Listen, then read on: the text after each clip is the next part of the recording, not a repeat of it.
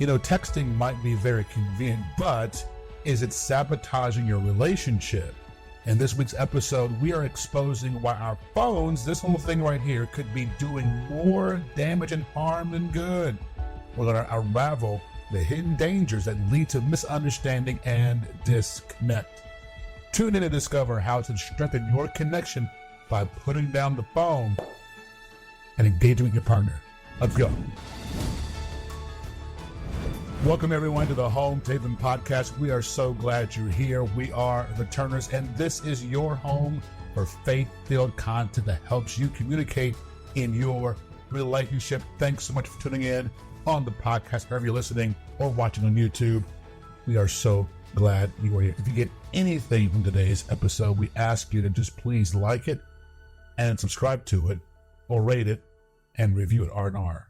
That's right. Rate it and review it. Rate it and review it. Like it and subscribe it. It helps push the content to more people. Some of you are listening. We thank you, but please engage with us. It is your space to get better and grow in communication. That's right. We love to hear from you. Yeah, we do. The questions, comments, feedback. Give us your opinion. All that good stuff. We love it. I must commend you because you've been very positive today. Okay. For whatever reason. I mean, not that you're not normally positive, but I guess I've been a little Debbie Downer. Okay.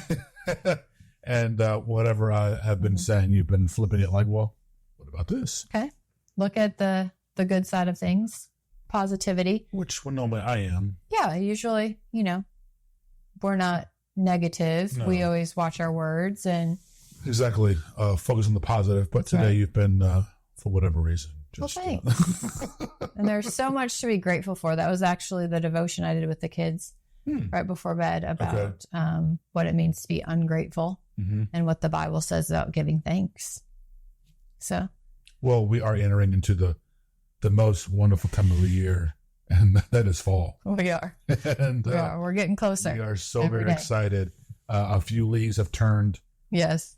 Burnt orange and red in the backyard. Yes. And I am ready for it. Excited. I'm all yay for fall. Anyway, so phones are terrible. Phones are terrible. You don't like the phone. It's crazy because I just remember I was that guy who was standing in the line at the Apple store like 10 years. Remember those lines at the store to get the new iPhones? Right. That was me. Okay. And now I'm like the new release, the latest edition. Yeah. I had to have I had to be one of the first to get the phones. Even before the iPhones, I was changing phones every 6 months. Okay.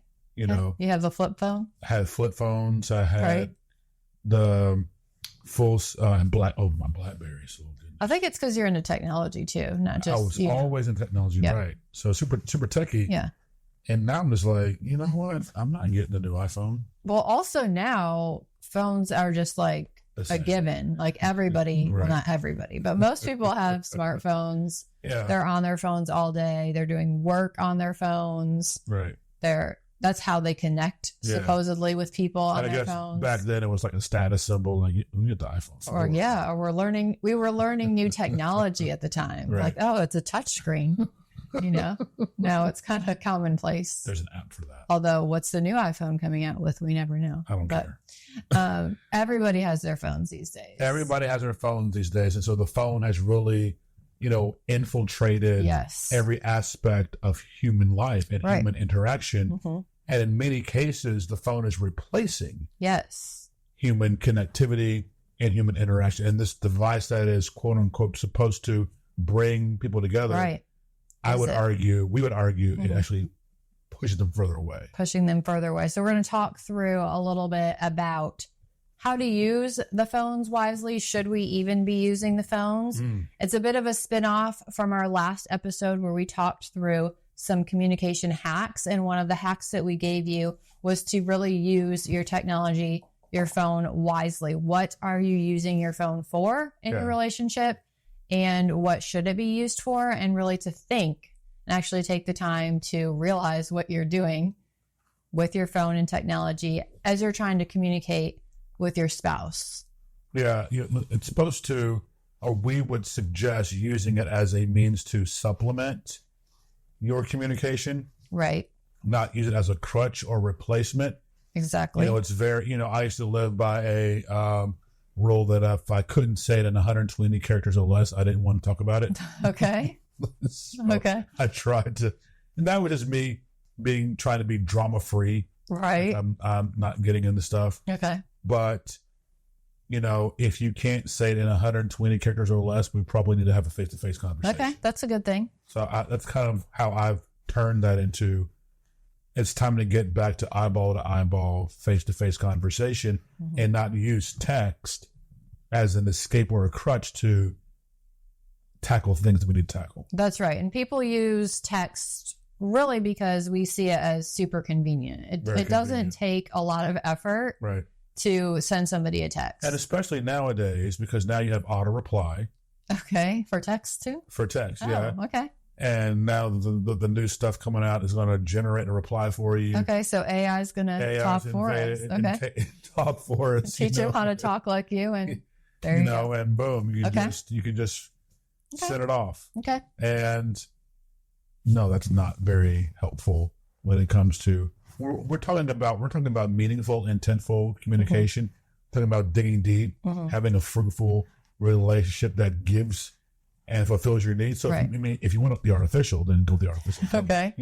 Right. But if you want the real, you got to be real. Right. And so right now people are just using their phones to text. And think about, when was the last time you sat down with your partner face to face? Yeah. There was no technology in the room. So the TV wasn't on, music wasn't playing. Yeah, it's hard. Or the phone was even present, because you may not be using the phone, but most likely you'll have a device near you and it's still a distraction.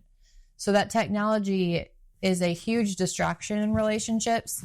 And that's one of the most common communication problems that marriages are facing in this year, is just that digital distraction with having the cell phones just readily available, and not just for communicating with your partner, but absolutely. Just we would argue it's probably not for communicating with your partner.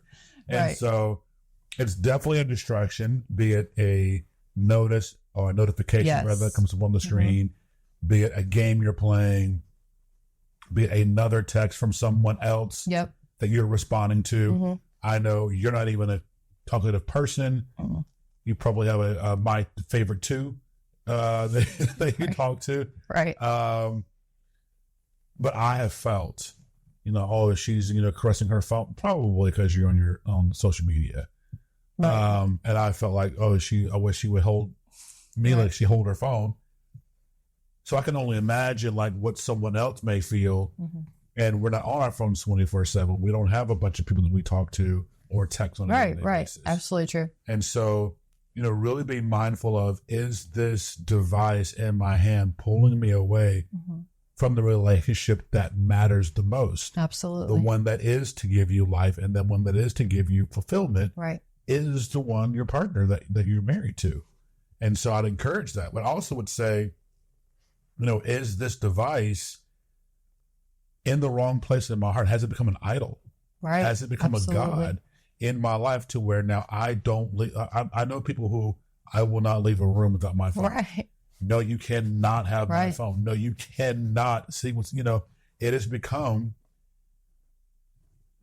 a place in their heart that, is above the Lord and is above their spouse. And so really, really look and allow the Holy Spirit to talk and to minister to you of, is this device, why can't you leave it on the kitchen counter? Right. Has it become a vice? Has it got you trapped in some entanglements that you need to let go and you need to untangle? Right. And allow that release and relief. I call it relief of putting the phone down. Right. And so many people wake up and that's one of the first things they do is scroll on their phone. First thing, last thing. The last thing at night, you want to just scroll through, relax. Of course. Whatever reason that you have for it. It's the first and last thing that a lot of people do. And they have it tied to themselves all day long. You may feel that pressure. Well, if I don't have my phone on me, and you trying to get a hold of me, you're going to be mad at me because I'm not answering my phone or my texts, or like we all have our watches. But today, what do you do today? When? No, earlier I was texting you like, hey, I apologize. Yes. Because you said, you were busy. Yes. Or was busy at work. Mm-hmm. I was like, okay. I said a smiley emoji. Right. But I was trying to, I don't know if you got it. Because even in that's not effective communication. Right. I said, okay, with a smiley emoji, but I'm trying to communicate. Not a big deal. I understand. I hear you. I'm not upset. I totally respect what you're doing and what you've got going on today, instead of just saying that. Right. And that leads us to the next point, is that there's so many messages that can be misinterpreted through text. Yeah. Or like, what is he really meaning? Like when you type okay with no emoji, I can be like, oh, he's not happy with me. Sure. 2 hours went by and he didn't hear back from me. Right. You're not a huge emoji person anyway. Right. So when you do send one, I'm like, oh, okay, he's in a good mood. But I have to read into that, right? Like that's just things that I'm thinking in my head, or what I think is supposed to be implied, versus being able to see you. You're not getting that nonverbal communication from somebody when you're not looking at them face to face. You just have to read into it or assume things a lot of times. And how many times does that get messed up? Which is going to lead to misunderstandings. Yes. And even, can lead to disagreements. Yes. And bring out those negative 100%. emotions. Or someone is not as technical savvy. Maybe in this day and age they are, if you're a Gen Zer. Mm-hmm. But, I know my dad still types in all caps and doesn't realize that's, yelling. Right. So, you may take something the wrong way. Excited. And the person has no clue. Right. So really watch those things and really talk through those things. One of the first this was 10 years ago, we had a conversation about phones, about technology, about electronics in our lives, and how we were going to navigate that. We'll talk about that next week, about expectations. Right. But we set expectations of here's where I feel this should play a role. And you were like, here's where I feel this should play a role. And we were in alignment. And that's what we have governed our lives by not letting this stuff overtake us. Now, again, we're not saying cut the phones and don't watch television. But what we're saying is prioritize. Absolutely. And we talk about this in all our episodes, at least most of them, is putting your partner in the right place and making them feel important. Absolutely. I remember when, we were just starting to date and you brought up, hey, when we're on a date, my phone's tucked away. I'm not answering texts or calls. Like, this is our time to spend together. Okay. Being long distance, we had a limited amount of time as well that we were like actually face to face. But I remember that conversation and you bringing that up, and it just makes the other person feel like, oh, they actually value me. They're putting me as a priority. And when you can talk to your spouse about boundaries to put in place together, you're really holding each other accountable and working towards something that is really ultimately meeting your core values as partners that you're working towards, and can set that, foundation and that atmosphere for your relationship to really actually grow and blossom. Absolutely. Hey, if you're liking the content so far, give us a like and subscribe or rate and review the podcast. We would greatly appreciate it. This content is for you. Now, one of the things that I have recognized and want to continue to keep at the forefront of my mind is putting the phone away when we're out at dinner. Now, in my role, I actually have two phones. So I have a personal phone and I have a work phone. Yeah. That goes with me everywhere that I go. Yeah. So it's double the distraction. Right. We were at soccer on Saturday and someone had the same ringtone. Yes. I was like, oh my gosh, I had like a little PTSD because I was often at her work phones. But when you're out at the restaurant, guys, I encourage you, put the phones away. Yeah. Like you're sending these subliminal message that, okay, especially if you're on the phone, that's a big no-no. I was going to say. It's already like 1-2 strikes you're out. Right. Right. So put the phone away when you're out at dinner or you're at the table. Use that time to really spend with your family and dig in. Talk to your children. How was your day? What's going on? I'm here. And let them open up. And don't just take the one-word answers. Yeah. No, give me more. Give me more back. Even the phone out at I was going to say, absolutely.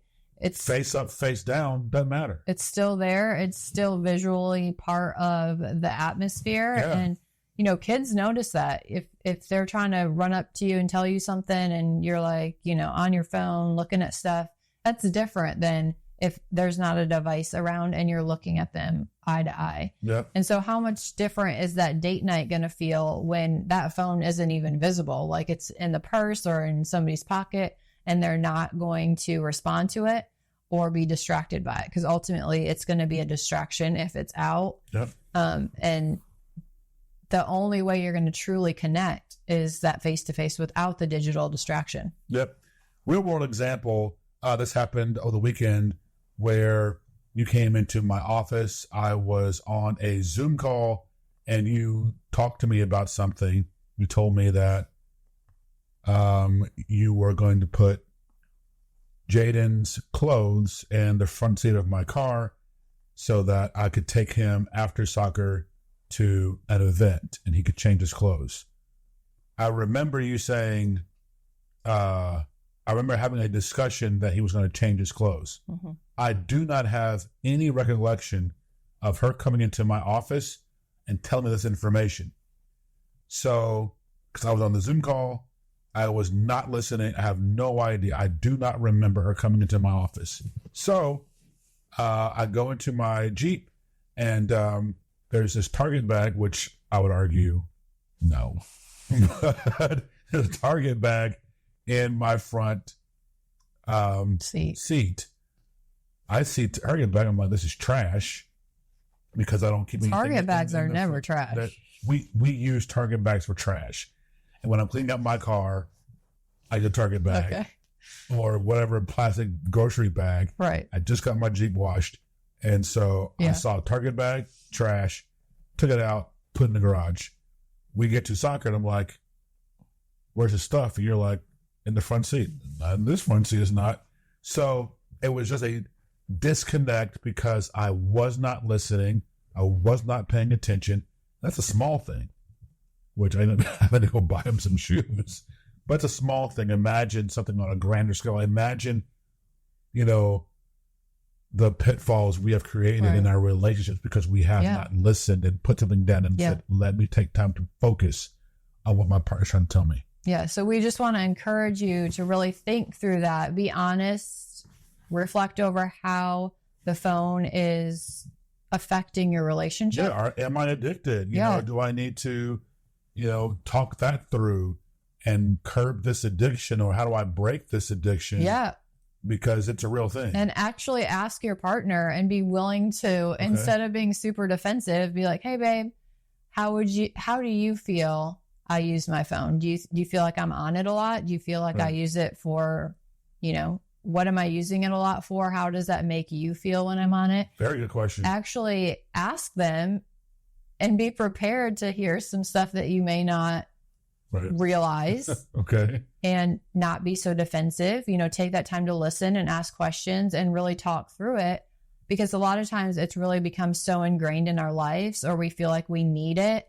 You know, I have to have it so I can answer a work email, or, you know, I can't not respond if my boss calls me or something like that. So just really talk through that and be realistic about how it's affecting your lives and your relationship. Yeah, and I would encourage you. We did an episode about boundaries, even with the work stuff. Set boundaries. You're not getting me after work. Yeah, absolutely. Sorry. You send me a Teams message or whatever, it's going to get answered in the morning. I love it. So sorry. Yeah. I'm a family. So set those boundaries. Set the boundaries of, you know, your phone and not getting into entrapments and entanglements and direct messages and social media and hidden emails and Snapchat disappearing messages. Don't even go there. Or who you're immediately grabbing the phone to talk to or text when something happens. Like, are you immediately That's a good one.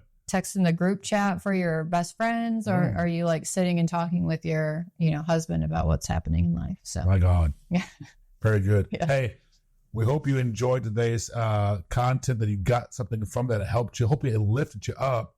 But again, take those things and really apply them, because we know that these are major distractions the enemy uses to tear marriages apart. Don't let a digital device jack up relationships? How many times have I sat down and counseled people because somebody got ticked off, somebody hearted a post?